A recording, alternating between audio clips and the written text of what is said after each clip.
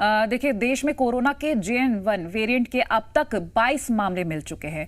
इसी बीच कोरोना के नए मामले भी लगभग दोगुनी रफ्तार से बढ़ रहे हैं। तो चिंताजनक विषय है, क्योंकि नियम जो बनाए गए थे शायद उनका पालन नहीं हो रहा। तो सभी से आग्रह भी है कि कोविड के जो नियम थे उनका पालन करें। अगर आप बाहर निकल रहे हैं तो मास्क जरूर पहने, क्योंकि सबसे ज्यादा आपकी मदद मास्क ही करता है। ऐसे में जो केसेस आ रहे हैं, 640 कोविड के नए केस सामने आए हैं और JN.1 वेरिएंट के 22 केसेस दर्ज किए गए हैं। ऐसे में जो प्रशासन की ओर से, सरकार की ओर से लगातार कहा जा रहा है कि अपना ख्याल खुद रखें और जो नियम बनाए जा रहे हैं उनका भी पालन करें। और राज्य सरकारों को भी अलर्ट कर दिया गया है ताकि जो भी स्वास्थ्य व्यवस्थाएं हैं उनको दुरुस्त रखा जाए और जो मेडिसिन हैं वो तमाम वहां पर उपलब्ध रहें, जो भी सुविधाएं हैं वो उपलब्ध रहें।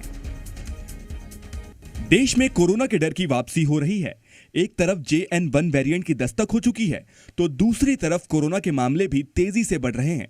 गुरुवार को 358 नए मामलों के बाद अब शुक्रवार को मरीजों की संख्या लगभग दोगुनी हो गई। बीते 24 घंटे में कोरोना के 640 नए मरीज मिले। इनमें सबसे ज्यादा केरल के थे, जहां 265 नए केस आए। केरल में ही एक शख्स की कोरोना से मौत भी हो गई। इसके अलावा देश में JN.1 वेरिएंट के 22 मामले भी पहचाने गए।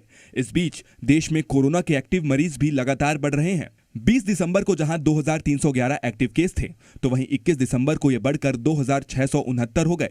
इसके बाद कल यानी 22 दिसंबर को करीब 3000 एक्टिव केस हो गए हैं। यानी जितने लोग कोविड से ठीक हो रहे हैं उससे कहीं ज्यादा नए मरीज सामने आ रहे हैं। यही वजह है कि तमाम राज्य सरकारें कोरोना को लेकर एक बार फिर अलर्ट हो गई हैं।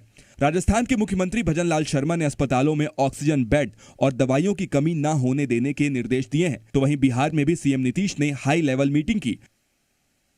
बिल्कुल, तो अब बैठकों का दौर जारी है और ये जरूरी भी हो जाता है कोमल, क्योंकि जिस तरह से कोरोना के आंकड़े निकलकर सामने आ रहे हैं वो कहीं राज्यों के लिए परेशानी ना खड़ी कर दें, और इसलिए आप भी सावधान रहिए, ये बहुत जरूरी है। तो घबराना नहीं है, सिर्फ सावधानी थोड़ी सी पहले जैसी ही बरतना शुरू कर देना है।